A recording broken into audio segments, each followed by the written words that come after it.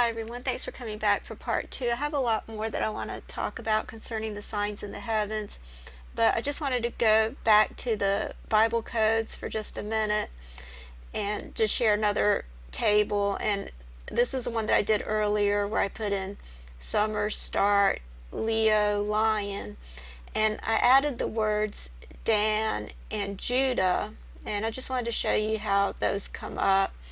Over here you have the word Leo in the lavender with the letters L, E, O. And then going through that you have the word Dan, the letters D, A, N. You see the word seed over here, sharing the D in the word seed. And then you also have the word lion going through here with the letters L, I, O, N.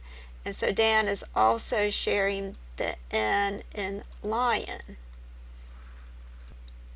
And then you have start in the pink with the letters S, T, A, R, T. And then you have the word summer coming up in ELS form over here in the orange with the letters S, U, M, M, E, R. And it's really interesting where the word summer comes up. Okay, the word summer comes up in Malachi 3:1. It starts with this verse over here. And then the verse that I highlighted in the blue is Malachi 2:17.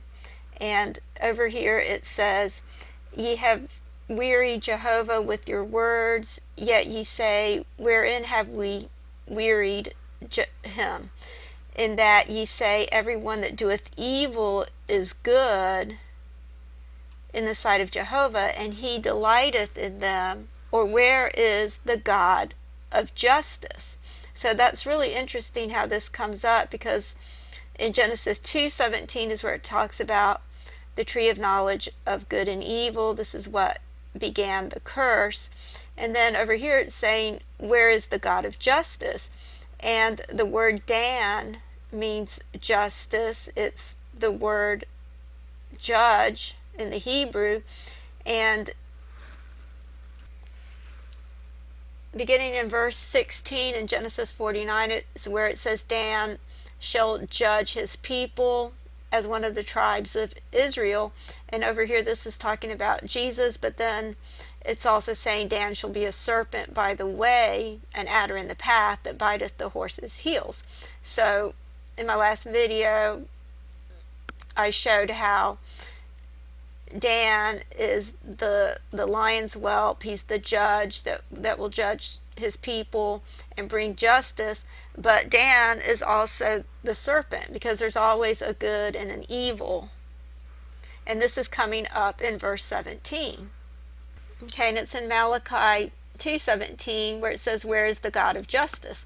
Then it begins with Malachi chapter 3 verse 1, where you have the word summer.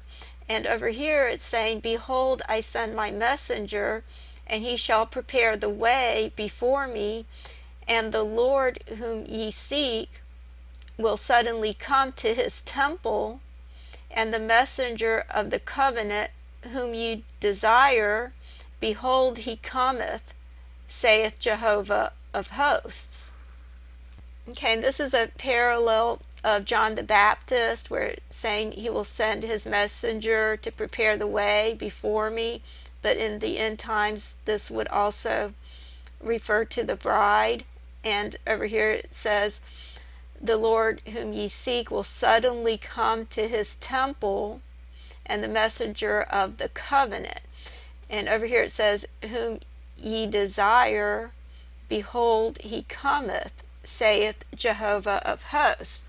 And if you go back to Genesis 49:10, where it says, the scepter shall not depart from Judah, nor a lawgiver from between his feet, until Shiloh come, and unto him shall the gathering of the people be. And I've talked about before how the word for Shiloh in the Greek is this word over here, which means the expectation And then this word means nations, the expectation of the nations. So he's the desired one that the nations are longing for or expecting to come.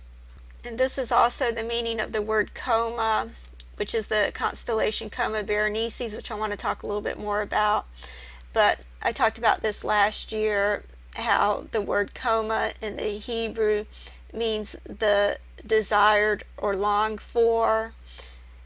And it's also mentioned here in Haggai 2:7, and I've talked about how the number 27 represents the coming of Christ, but it says the word is also associated with Kemdah, or desire, which is used in Haggai 2:7 to speak of Messiah, saying that the desire of all nations will come.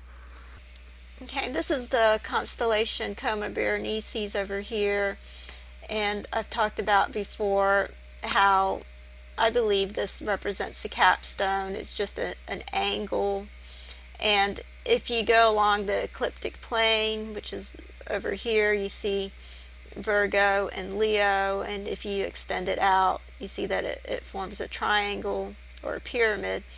And I want to talk about this configuration a little more, but the alpha star in Coma Berenices is called diadem, which means crown. And so, like I said, I believe this represents the capstone of the pyramid. But you also have over here, right next to the constellation Boötes, you have Corona Borealis, which also represents the crown. And I did a video some time ago, I believe it's called, okay, I just checked, it was called What Kind of Crown Will You Receive in Heaven? And I talk about this constellation over here, and it was really interesting how in the David Rumsey map collection they depicted this crown with two ribbons that look like DNA strands. And so I talked about that in that video. But you also have Coma Berenices over here, which also represents a crown. The alpha star is the diadem, but I believe it also represents the capstone to the pyramid. And I've talked about how the Sphinx is pointed in this direction right between Virgo and Leo. And so it's pointed right in between these two constellations, and the word Sphinx means to bind closely together. And if you look at these two constellations, the closest point between Leo and Virgo would be these two stars right here, the star Denebula, which comes from the word Dan in the Hebrew, and then and the word Dan comes from, I'll just show it to you. It comes from a variation of the word Dan, which is the word din, and the Strong's number for that word is 1777. So you see the word Dan comes from this word, and this is the word din in the Hebrew, which is a variation of the word Dan. So you see that right here, D-I-Y-N, and that's Strong's 1777.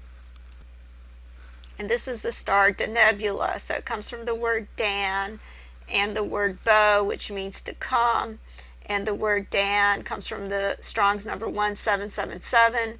And then you have this star, which is probably the closest star to it, in Virgo's head, which is about right here, if I can find it.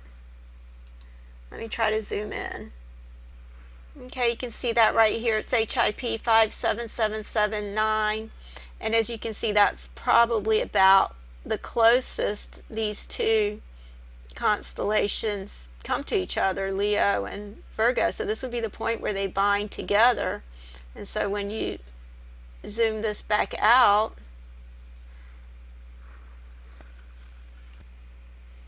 okay, so you can see where they connect over here. And like I said earlier, this is where the Sphinx points to in the constellations. When it was built, it was designed to point in this direction in the constellations, and as you can see, this comes right underneath this point over here, which is basically an angle, which would form the top angle of what I believe is a representation of the pyramid in the heavens. And as I said earlier, the alpha star is called diadem, which means crown. So I believe this represents the capstone of the pyramid. And the point that the Sphinx is pointing to is right in between these two constellations. Okay, and I want to talk about this some more because this comes into play when it comes to the timing of the birth of Jupiter. This arrangement will come into play once again, and so I want to talk about that some more.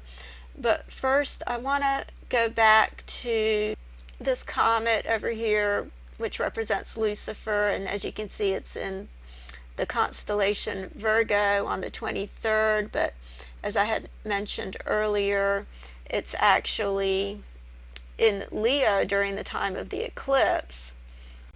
And you can see it right here, and this is something very important that I want to get back to, but I want to also mention another anomaly that's in the constellation Virgo, and this is from the NASA website. This was pasted in to this image over here, but she talks about how this image also appears on Google Sky, but it's been blocked out, and it's also been blocked out of Sky Map, but it actually shows up on the NASA website, and this is what the anomaly looks like. But as she explains in this video, and I'll put the link to this video in the description box, but this anomaly is actually in the constellation Virgo. Okay, so that's yet another strange sign or anomaly in addition to this comet, which also represents Lucifer. So God is definitely giving signs that Satan is lying in wait, as it says in Genesis 49:17, just waiting to devour the child as soon as it's born. So you can see this imagery of the dragon over here, in addition to this comet that'll be here on September 23rd. It'll be in the constellation Virgo, but during the eclipse it's actually going to be in the constellation Leo. And what's really important about this sign, in addition to the fact that it occurs during the eclipse, is the fact that the sun and the moon that will be conjoining at the star Regulus, which is located in the thigh of Leo, is that this conjunction will actually eclipse Regulus. And that's really important when it comes to this prophecy over here in Genesis 49:10, because when you look at this in the Greek, you see that it actually uses the word eclipse over here. It actually says in the Greek, but first I'll read it in the English. It says, "The scepter shall not depart from Judah, nor lawgiver from between his feet, until Shiloh come, and unto him shall the gathering of the people be." But when you look at this in the Greek, it says, "will not be eclipsed the ruler." This word is the Greek word archon, and it means like arch, as in like arch rival or archangel. So it's like the top ruler out of Judah, and the lawgiver, and this is the same word that was used in Daniel 9:27, or actually Daniel 9:24 through 27, where it talks about Messiah the Prince. This is the word prince for Messiah the Prince. Out of the thigh of him until come, and then this word means that which has been laid up of him, and him the expectation of the nations. So it's specifically mentioning an eclipse here. But I'm about out of time, so I have to continue with more in the next video. Thank you.